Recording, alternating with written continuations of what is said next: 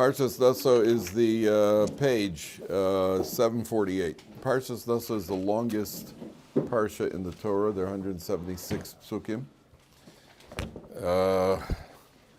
Baba Basra is the longest Masechta in Shas by page. There are 176 pages, even though it starts on page Beis, but it goes to Kuf Samach Vav, Kuf Ayin Vav.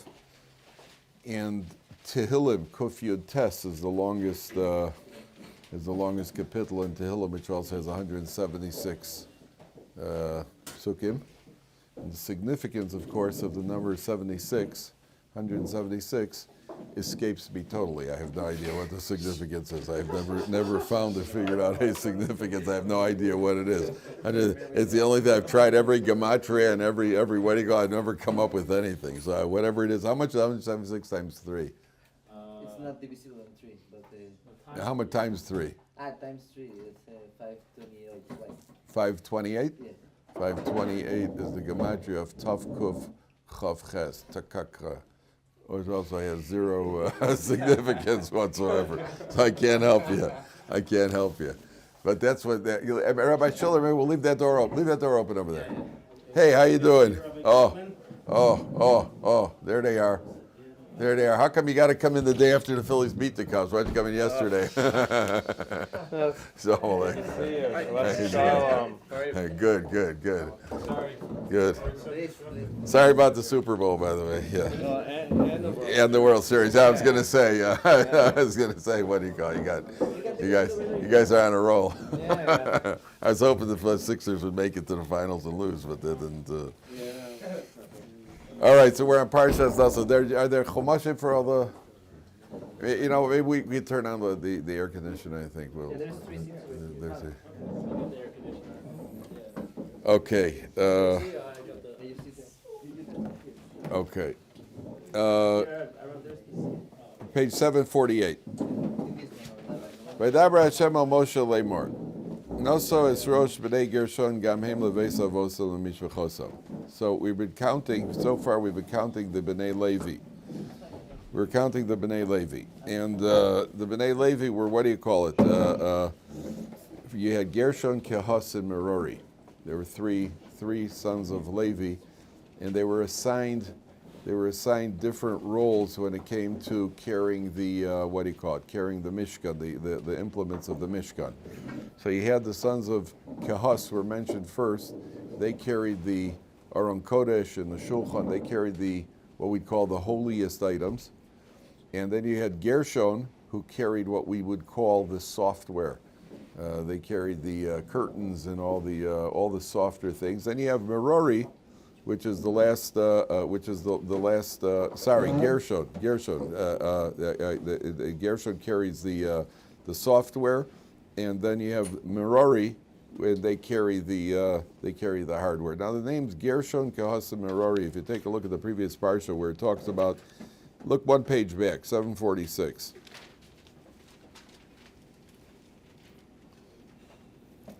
So you have Kehass.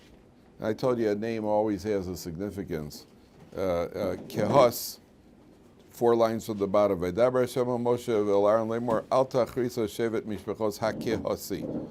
That comes from the word Kehass. Then you have over here at the top of page 748 Gershon, and then you have Merari. And now the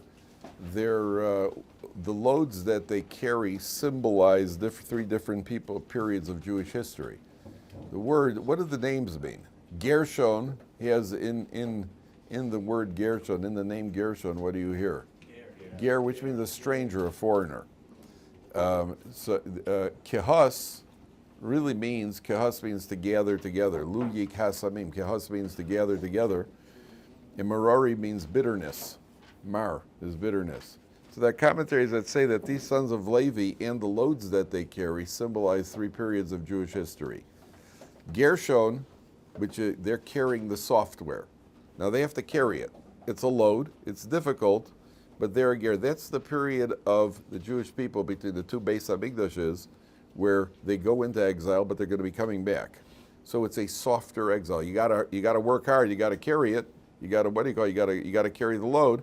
but it's a softer load. That represents a softer period of being a ger. Ger means you're in exile. That's the period between the first and second Beis Hamikdash, where eventually they're going to come back. Kehas, they carried the shulchan and the menorah and the Aron Kodesh. Now the Aron Kodesh is obviously the star of the show. And what did Gemara say about the way they carried the Aron Kodesh? The Gemara says the Aron was nosei es nosav. It carried them. So it was an optical illusion. They looked like they were carrying the Aron Kodesh. Those of you who are old enough, some of the people in the room remember the Flintstones, right? Where they're where in the Flintstones look like the bus is carrying them. They're actually running with their feet underneath, right? You know, so there was for those of you who don't know what it is, you're culturally deprived. I don't know what you guys have been watching. We're talking about people from a generation where people still had class, and TV was so sophisticated, you know. So so it looked like they were carrying their own Kodesh, but their own Kodesh was carrying them. So that's Kehas represents the gathering of the Jewish people. That's the best period in history where the Jewish people, the first Beis Hamikdash, the Jewish people are all together, and the light burden. Again, the other burdens that they had to carry, but the Aron Kodesh symbolically being the star, the main feature, carrying them shows that you didn't have to do any work at all. That's when a period when you're at your best. Mirari represents the final exile, the bitter exile, which is the exile that we're in right now, and they're carrying the heaviest load. They're carrying the hardware. They're carrying the heaviest load, representative of the fact that we are in the exile now, which is the bitter exile, which is Golus Edom, which we've never been able to have not yet gotten out of. That's the basic idea of these three people. Then the Torah says, if you take a look at Pasuk Yud, skip to the next, Perek Hey Pasuk Yud, page 752.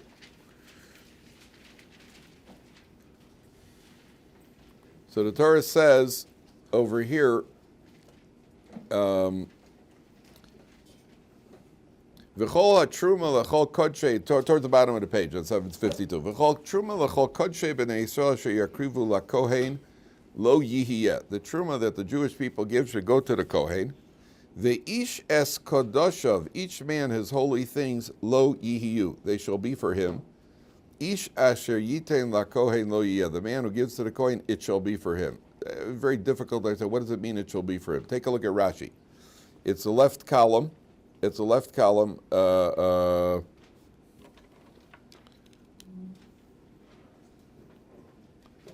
Left column, 4 lines from the bottom. Towards the end of the line. Medrash Agoda. The Ishes Kodoshov lo yihiyu. Everybody see that? Left column. If you find it, please show the person next to you. Left column, 752. 4 lines from the bottom. We're talking here about tithing. And you got to give, there's various tithes. Some of the meiser, what we call meisros. But meisros is a generic term for everything that you give. You have to give truma to the Kohen. You give meiser to the Levi. Then the Levi has a kickback to the Kohen of 10%. Anybody here a Levi? Great, you'll be kicking 10% to me, right? Because I'm a Kohen. So anybody call any Kohanim over here? Hands up. I don't like competition, but okay. When are you leaving? All right, we'll figure out a way. We'll work it out. We'll figure out a way. We'll make it happen. So here it says that a person who has meiser, misha ma'akev ma'asrosav eino nosein, somebody withholds his meiser, doesn't give it away. You have to realize there's a big temptation over here. I worked, I gathered in a field, I took in a harvest, and now this Levi pulls up with a truck to take 10% of my produce. Right? You understand what we're talking about? He just pulls up with a truck. He says, yeah, just put it right over here. Oh, yeah. Right. So first of all, I have the option. I don't have to give it. Just because the Levi showed up, I don't have to give it to him. I give it to any Levi that I want.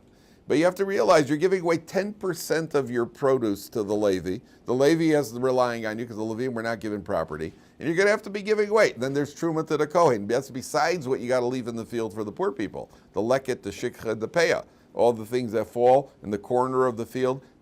I made a calculation once. I think you end up with about taking home about roughly 75%. You give away 25%, which is not a bad tax bracket, right? But you end up taking home about 25%.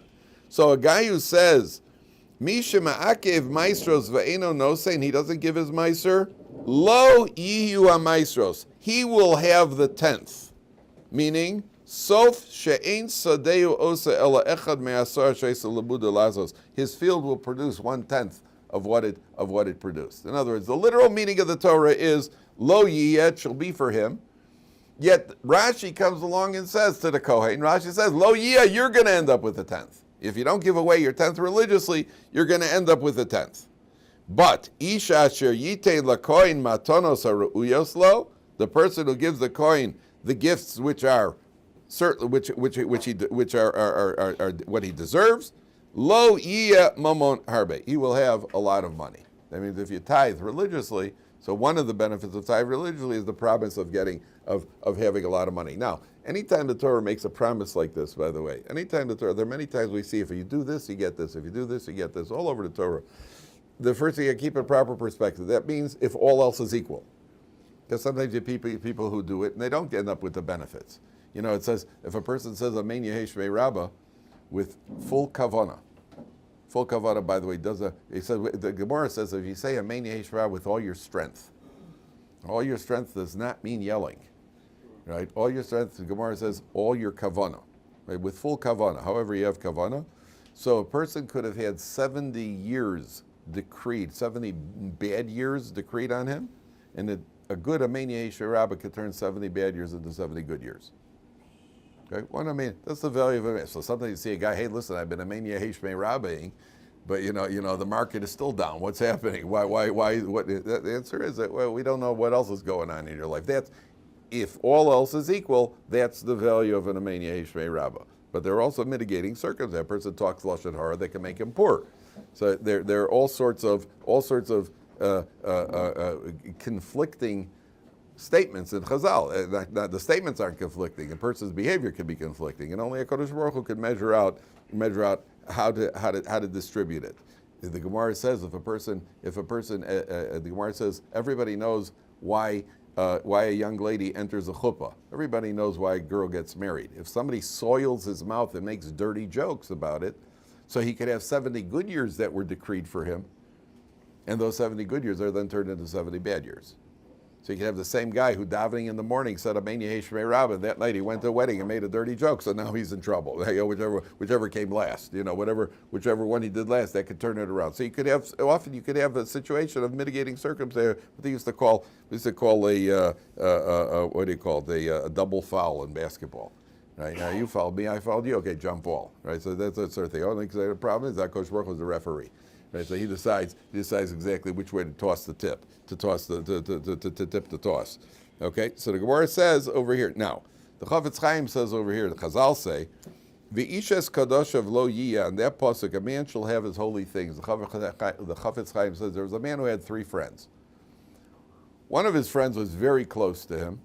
The second friend was not quite as close, and the third friend was, a kind of a casual acquaintance. And one day this guy gets summoned to the king. The king wants this guy, and everybody knew in the old days if you got summoned to the king, you were in trouble. So he goes to his close friend. He says, "Could you come with me to the king?"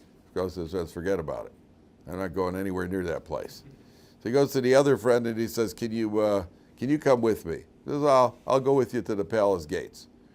And the third friend goes to the third friend. The third says, "I'll go in with you to the king."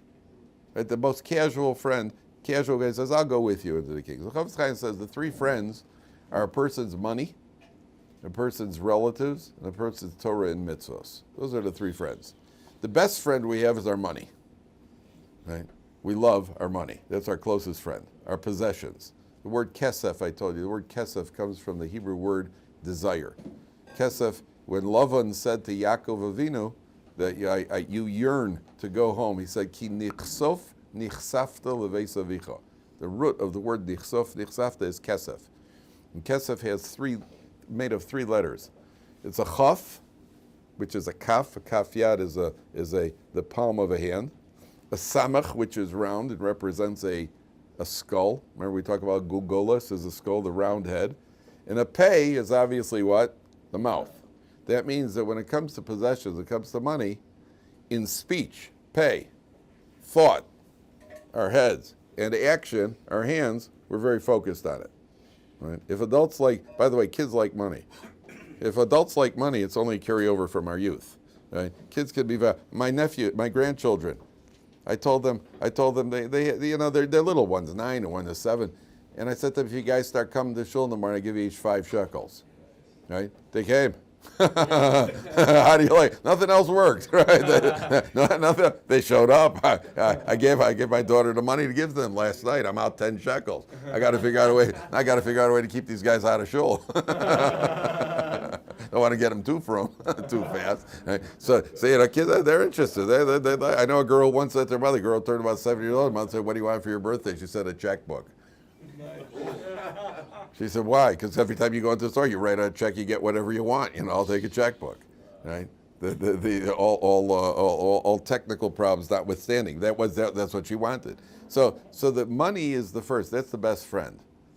When a person dies and has to go to the king, the money stays far behind. That he leaves for his kids to fight over, right? The second friend is the relatives. They go with him to the gates of the king. They bury him. The only thing that goes with him into the king is his Torah and Ma'asim Tovim. The only thing a person takes with his Torah and mitzvahs. That's all a person takes. Chafetz Chaim says it's v'ishes kadoshav lo yiyu. The holy things, that's what a person takes with him. Only the holy things go with the person. Everything else is left behind. Okay. Now, the Torah then goes to one of the stranger sections of the Torah. And this we have to get clarity on this. In the bottom of page 752. By the way, there was I'll tell you, there's a medrash. I think I mentioned this medrash in the past. This is remarkable because Rabbi Chil Per from Far Rockaway, Rabbi Chil Per from the Yeshivat of Far Rockaway, has a very interesting twist. There's a medrash that says there was a guy who didn't tithe his money properly. He wasn't tithing properly, and he was apparently a wine merchant. And then one day he went into the basement, he went into his cellar, he got what's called, what the Medrash refers to as a ruach ra. A ruach ra means that he was gripped by a spirit of folly. And he took a club and he went into his wine cellar and he just started smashing the barrels apart. And then his son walked in and his son grabbed the club, he saw what his father, so he started smashing the barrels. Right? And they just smashed their own barrels apart. That's what the Medrash says. I was wondering, I don't understand that Medrash. You ever seen anybody do that? Anybody go smash up their own property for no reason? They just go, people smash up other people's property. Why would he go and smash up his own barrels? Okay. So insurance fraud. What? Insurance fraud. Insurance fraud? You're not smashed up. You're trying to make a buck over there. You just happen to get caught and you go to jail, but you're not purposely messing yourself up. I don't know insurance. Why dafka insurance fraud? What about other fraud? Other fraud is a good. Fraud's a great. What? You burn your own house down for money. Why would it? Right there, but they were doing it for money. Here he was just smashing his barrels for no reason. He was costing himself money. It was a punishment. He had a ruach ra. You burn your house down for it. There was a restaurant in Chicago when I was growing up, which it wasn't making it. Then one day the restaurant burnt down. So there were all sorts of rumors how it happened. That happens. People destroy things, but that's for a profit. That's for a profit. I don't know why insurance fraud. There's all sorts of fraud, and most of the time, fraud is good until you get caught. There's all sorts of things right? So why? But here the Medrash says it was a punishment. The guy didn't tithe his money properly, and therefore the guy was punished, and he got a ruach ra. He was gripped by a spirit of folly, and he started smashing up his own barrels. Who does things like that? Where have you ever seen that? The answer is we see it every day. Don't you know anybody ever made a bad investment? Then the guy says the next day, what was I thinking? Some people say that when they get married. But what, at a certain point, what was I thinking? You never did something like that and then turned around and said, what was I thinking? You tried to, you took a shortcut somewhere. You got up, your car broke, what do you call it? You made a trip and your car broke down. What was I thinking? What was going through my mind? The answer is that we see it all the time. And we think, it sometimes happens, you read about these guys worth $500 million, he made a lousy investment, and the guy ended up losing all. You think, look, if I had all that money, I definitely would not have done that, right? I put some of it away, and we got it all. What we're overlooking, Rabbi Chil Per says we're overlooking, is that we think that it was the guy choosing to make the bad investment. That's not what happened. The guy apparently, for whatever reason, HaKadosh Baruch Hu decided, I want you to lose your money. And he puts the thought in his mind to make the bad investment. This is not a contradiction to free choice. This is not a contradiction to free choice. Free choice is doing the right thing or the wrong thing. But we're often, HaKadosh Baruch Hu leads us around all the time.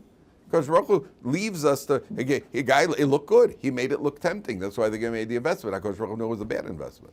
So he made it look tempting. I told you, it's not a contradiction to free choice, because if this window would open, if I'd see a cobra come crawling through this window over here, do I have free choice to remain in my seat or not? Yes. Of course I have free choice. Of course I have free choice. Maybe I'm one of those snake people guys. You know, all these guys, you know those guys who love the reptile house and they always got a snake around their neck, one of those, you know. It's like 1 out of 1,000. Yeah, they perform at birthday parties. Yeah, just a lot of screaming children. Yeah, you know, just a wonderful birthday party. Now, I have a free choice. Let's say if a cobra would come crawling in the window, I have free choice. I could tell you right now what would happen, but I still have free choice. If I want to, I could remain. But it wasn't my choice that the cobra should come in. So HaKadosh Baruch Hu creates circumstances for people. He creates, hey, this is a really tempting investment. The guy makes a bad investment. And the guys go, what was I thinking? Because HaKadosh Baruch Hu said, you have to lose your head. That's what I think the Medrash is saying. That this guy didn't tithe properly, so HaKadosh Baruch Hu put the thought in his mind to go break his barrels. I don't know what he was thinking when he went to break the barrels. But HaKadosh Baruch Hu put what's called a ruach ra into his mind. That we see happening all the time. That's what the Torah is telling. Okay. By the way, there's a Medrash about a guy's on his way to Yerushalayim. And on his way to Yerushalayim, he saw 2 birds fighting. And again, I was baffled by this Medrash. He saw 2 birds fighting. One of the birds killed the other bird. And then the first bird, the living bird, goes over, he rips up a blade of grass, and he takes this blade of grass, touches it to the dead bird comes to life. Legalized grass.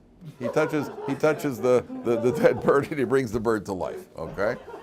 And then the guy says, wow, this is great. Now I'm going to take this grass, go up to Yerushalayim, and I'm going to bring people back to life. It's going to be a Tchias HaMesim over here. So he rips up some grass and he's on his way and he sees a dead fox on the side of the road. He says, let's see if it works. He goes over to the dead fox and he touches the fox comes back to life. Keeps on going. Sees a dead lion. All right? Or says, well, let's just give one more run through. Just one more test. So he brings the lion to life, right? And of course, the lion apparently got hungry while he was dead, right? That was the end of the trip to Yerushalayim, right? The lion killed the guy and ate the guy up, and that was the end. That's what the Medrash says. I don't know if you ever saw, you ever see the English Grimm's fairy tales?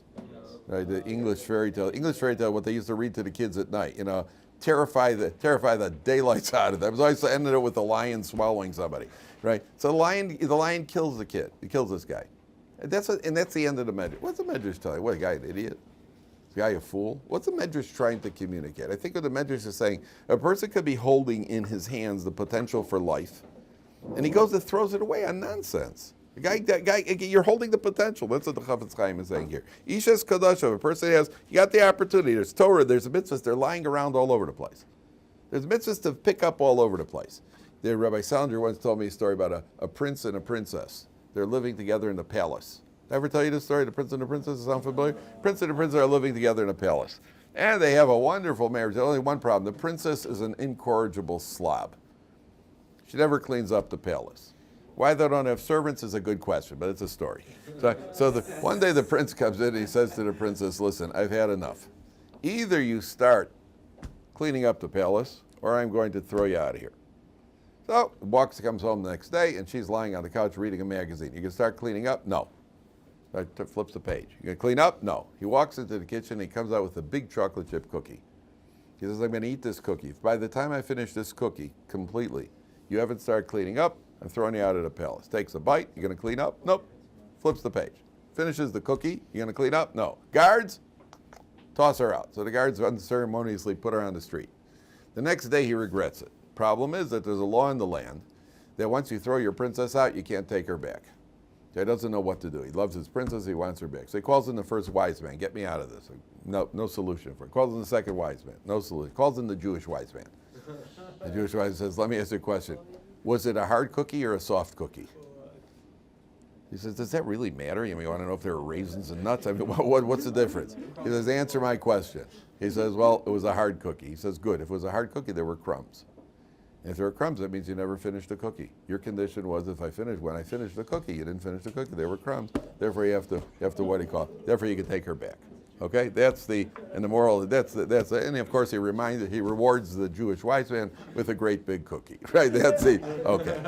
So the obviously Musar lesson is that women when they bake should always bake hard cookies. That's the first one. Okay. The lesson number two is that there are crumbs of Torah and mitzvahs lying around all over the place. A person could say Tehillim, a person could give tzedakah, a person could go help somebody. There are 1,000,001 things that a person could do.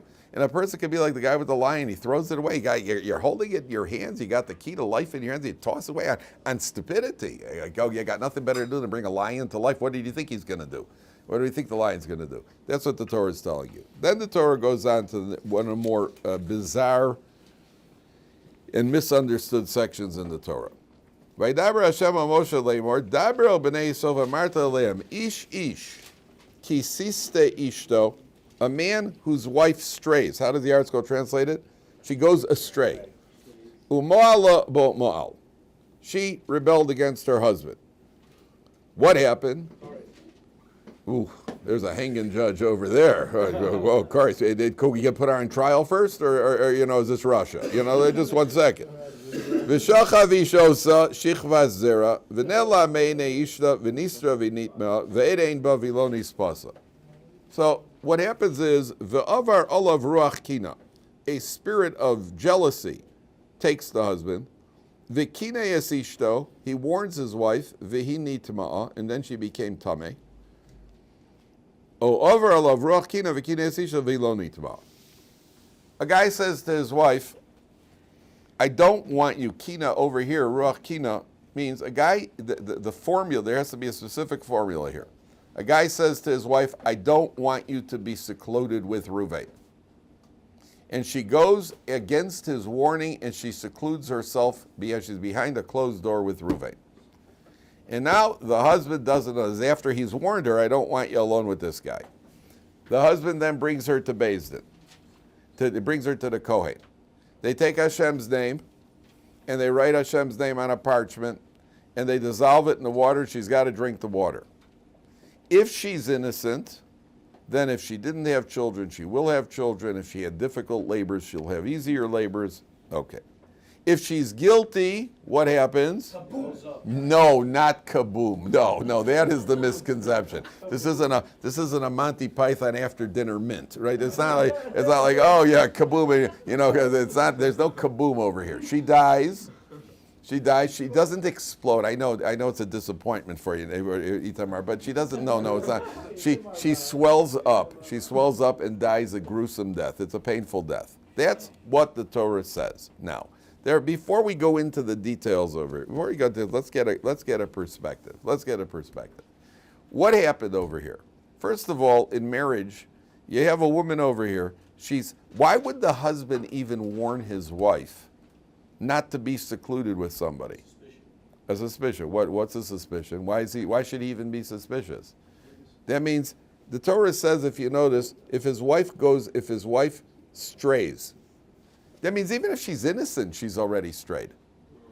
Even if she's innocent, she's strayed. Not only that, what do we do with this lady? She's taken to the Beis Hamikdash. All women in the vicinity have to come in. Anybody who's in the vicinity has an obligation to come and watch it. The Rambam in Moreh Nevuchot says what she goes through is worse. Is the embarrassment and shame she goes through is worse than death. Right? And this is a woman who could be innocent. The answer is, she could be innocent, but she's not innocent. That means even if she's innocent, she's guilty. There are two possibilities. She's either guilty and guilty, or she's guilty and innocent. But she was already guilty. Why is she guilty? She went into the room. Even before that. Why is the husband even warning her about a certain guy? Obviously something's going on over there that the husband's getting upset. That's already she's crossed the line. Already she's crossed it. She already can't, no tzaddikus over here. And then on top of it, she goes into the room with the guy, and she may still be innocent, or innocent of the ultimate Avera. Yet, they put her to shame. She's embarrassed in front of everybody. They lower her hair down, they rip her garment, the whole thing. And it's a fate worse than death. Why? Because it's already, first of all, the Rambam said we need some sort of, what do you call it? We need some sort of intimidation tactic that people shouldn't get involved in this. The holiness of marriage. Don't tamper with the holiness of marriage. But even more than that, I told you the story about the Rosh Yeshiva who calls one of the boys into his office. He says, Chaim, we have to expel you from the yeshiva. He says, Rebbe, why? He says, well, we heard reports. Somebody saw you downtown, you were holding hands with a girl. He says, yeah, but Rebbe, it's not true. He says, what? Should be true also? Why were they even saying it about you? Why did somebody even say it about you? That's already, your behavior was already, you crossed the line. You already did something inappropriate. Now, the big question here is that you have a situation, it's the only time in the Torah ever that we find divine intervention for a halachic process. That means a guy, remember we learned about saras? What do you do? A guy sees a what do you call it? Some discoloration on his arm. What does he do? He goes to the Kohen. The Kohen takes a look, learns the halacha, gives a kvetch the thumb, you're tahor, tameh, close him up, 7 days, another 7 days, nothing. Why over here, you go to the Kohen, what does he do? We're already erasing Hashem's name on a parchment. Now she admits she's tameh, so we don't erase the Parsha. She doesn't drink the water. She doesn't drink. Once it's erased, yes. But what we hope is that if she's guilty, she'll admit it. And we don't want to go erase Hashem's name. Is very severe. You can't go erasing Hashem's name. There's a story about there's a kid who was upset in his school, and he showed, so he wrote the Yud K Vav K across. He took spray paint and he spray painted a Yud K Vav K on the chalkboard across. He wrote a Yud K Vav K. It's a problem. Can't erase it. They asked the posting, what do you do with it? And by the way, to close up, you can't change the letters. Take the Yud and close it off like a square. It doesn't work. You got a Yud K Vav K over there. So they had to do Gniza on the entire blackboard. Gniza means where they bury, where they bury old Sfarim. You got to bury a blackboard. Yeah. No. The guys, no. I'm just telling you what happened. You can't do this. I mean, otherwise the possibilities are endless. You could spray a Yud K Vav K across somebody's car door. Now he can't open the door because he's breaking the Yud K Vav K over there. There are a lot of no. Somebody also has to rub. Somebody wrote a Yud K Vav K in the car. He had It had snow on it or something, or dust or snow. Somebody did that on the windshield. What do? You can't write. So he said leave it outside if the rain takes it off by itself. But okay, hold for a few minutes. So over here you have something very, very strange. You have the only time, go to the Kohen, and let the Kohen paskin. Why over here is all of a sudden she'll drink the water and that'll determine if she was okay or not. The answer is, can you imagine what happened? The guy says to his wife, I don't want you to be alone with Ruvain. Right? I don't want you to be alone with Ruvain. Ruvain is, he's been visiting for Shabbos, and and one Friday night the husband went to sleep early, and he came down, the wife and Ruvain were still chit-chatting till 2 a.m, and then the wife walked Ruvain to his house. He doesn't like what's happening, right? And his wife seems to pay more attention to Ruvain than to him, and women, and so the husband's a little upset about it. So he says, you know what, I don't want you to be isolated with Ruvain. Then she is, for 20 minutes behind a locked door. Then they go to the Kohen, and the Kohen says, well, he checks the room. He sees a Monopoly board. They're probably just playing Monopoly, right? She's okay. Because if she did something wrong, then the husband, they couple have to get divorced. They can't live together. So the Kohen says, well, there's a Monopoly board. There's also a risk board in there. Yeah, I think she's okay. Yeah, I possibly she's mutter. The Torah says, the husband will never ever be able to live with his wife without that doubt. Did she or didn't she? There's only one thing that can erase the doubt in the husband's mind, which is HaKadosh Baruch Hu himself has to get involved. HaKadosh Baruch Hu's got to get involved. And HaKadosh Baruch Hu allows his name to be erased for the sake of Shalom Bayis. Right? There's Shalom Bayis is on the ropes over here. The HaKadosh Baruch Hu allows his name to be erased for the sake of Shalom Bayis. So what happens? They go to the Kohen. She drinks the water. She's innocent. The husband now has no doubt whatsoever. There's a medrash that says Rabbi Meir was once giving a shir. And there was a woman who was at Rabbi Meir's shir. It was a Friday night. A woman was hanging around. She was listening to Rabbi Meir's shir. She went home after Rabbi Meir's shir, and she got home late. Her husband was upset. It was Friday night. He was hungry. He was upset. He said, you're not walking into the house until you go and you spit in Rabbi Meir's eye. So the woman wasn't good about it. Remember, it was the Gadol Ador. It's like saying somebody, go to Bnei Brak and spit in Rav Chaim Kanievsky's eye. Can you imagine? So she says, you've got to spit in Rabbi Meir's eye. So the wife wasn't too thrilled. So she went back to the base medrash. She's hanging around outside the base medrash. Rabbi Meir found out through Ruach HaKodesh, the medrash says, he had Ruach HaKodesh and he knew what had transpired between the husband and the wife, that they had a spat. No pun intended. So they had a spat. So Rabbi Meir looks outside the window and he sees this woman hanging around. And all of a sudden he goes, "Ow, my eye, I need some human saliva. Lady, come in here, spit my eye 7 times, quickly, I need human saliva. It's the only cure for my eye." So she walks like that, right? He says, "No, you sure? Yeah, sure." But she spit 7 times Rabbi Meir's eye. Right? So Rabbi Meir says, "Okay, now go home and tell your husband you said to spit in his eye once, I spat in his eye 7 times. So she goes scampering off happily. So the Talmidim come over and say, "Okay, what was that all about?" They know the Rabbi Meir didn't have an eyebrow. They said, "What was that all?" So Rabbi Meir said they had a fight, and the husband told him. He says, "Well, why don't you tell us? We would have had a physical therapy session with him, and he would have taken her home happily, right? Why do you have to go and do this?" So Rabbi Meir says, "If HaKadosh Baruch Hu could allow his name to be erased and his dignity to be set aside for the sake of maintaining peace between a husband and wife, I could also allow my dignity to be set aside for the sake of Shalom Bayis." Great. That's Rabbi Meir. How does it apply to us? So this is the bad news, gentlemen. Those of you who are married, those of you who aren't married, hope to get married, and those of you who after hearing this decide not to get married. I'm just telling you that in marriage, sometimes a husband learns from this. If HaKadosh Baruch Hu allows his name to be erased, you also have to allow your name to be erased. And that's one of the hardest things in marriage.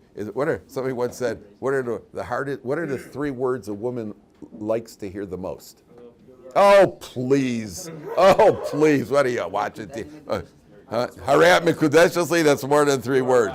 That's the second. That's the first. There you go. There's a married man for you. Number 2 is you were right. Yeah, number 1 on the list is I was wrong. They love to hear it. My wife's still waiting. They love to hear that, right? Why? They love to hear that. Why? You know why? Because they suspect that men are immature and are egotistical, immature babies. That's why. And we all know it's right. That's true. So if you can't admit you're wrong, gentlemen, it's just being immature. You were wrong. Say you're wrong. Say you're wrong. Don't raise your voice. When men start yelling, the louder you yell, the more wrong you are. Right? That's just your, and then the fallback position is always, well, your mother's got a big mouth. What's that got to do with anything? That's always the men's fallback position. Rabbi Meir says, hey, allow yourself to be erased a little bit. Allow your dignity. Who said you always have to be right? Who said it always has to go your way? That's what the Torah is teaching you. That's the first lesson over here. The second lesson is, well, who's the woman we're talking about over here? Which woman are we talking about? We're talking about a frum Beis Yaakov woman who what do you call, only speaks Aramaic, and she wears a tichel down to here, and what do you call it? She wears a tent, and she's what do you call it? This is the frum lady. Oh, who are you talking about over here? It's a mother, and she's got 9 children, and then the other 6 are out of the house, and this is the lady who's going to get involved with another guy? How did that happen? How can it even begin? That was the whole thing. Who are you talking about? We're not talking about a bunch of Italian. Well, what are you talking about over here?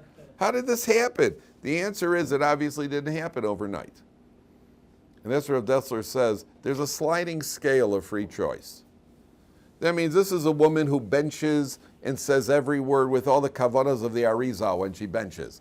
And she davens Rosh Chodesh Dav. She says Yalav Yavo twice, even if she doesn't have to. I mean, we're talking about somebody who's... And what happened? They invited a guy to the house, and somebody came in. They gave her the first time they got the little schmoozing. Boom! You just crossed the line. But once you cross that line, so then you move to the next line. Well, schmoozing is okay. And the next thing you know is a little footsie under the table, right? And that's okay. And the next thing you know, and she goes from one extreme all the way to the other extreme. It doesn't happen overnight. The Torah is telling you, maintain the line where it is. Don't allow the line to be pushed at all. Once the line is pushed, there's a new test. You've heard the concept of Rav Dessler's line of free choice? You've heard of that? Okay. Rav Dessler's line of free choice means that everybody has a sliding scale in their free choice. That means right now, if I put a piece of pork on the table, there's no one in this room who would even be a test for it. Not even a test. My test is which hechsher exactly of the super hechshers am I going to eat? No, that's the hechsher that I don't eat. Okay. So one day, I shift down because I'm on an airplane and they only have, sub-super hechsher. Right? So I eat that. Then the next day I go to a wedding and they don't even have that, so I eat that. Next thing you know, a person's got a test with pork. Right now it's not even a test. But as the scale shifts, where the test, certain things are beyond me, certain things are beneath me. This is my area of test right now. This is my area of test right now. This is my area, or I could push it up. My area of test right now is not whether I'm going to bench, it's how much kavanah I'm going to have benching. And if I bench really well, then my test is going to be, am I going to have all of the Arizal's kavanas when I bench, or only 90% of them? The test shifts for each person. So the Torah is saying over here, this is a lady who was from as could be. Yet something happened, and there was a chink in the armor. It shifted. Then it shifted again. And a person, when he allows the shift, then it could go all the way to the point where they're committing the worth of Eretz Torah. What are you going to ask? Go ahead. Yeah. Is there any kind of reverse punishment for if a wife asks a man not to be alone with another woman? No. First of all, no. Second of all, a man is allowed under certain circumstances to marry a second wife. By the letter of law, a man could have that. What does happen is that if the woman drinks the water and she dies, the adulterer dies too. Yeah. And he's not even in the. You like that, huh? Yeah. He's not okay. He's not even on location. Yeah, she drinks the water.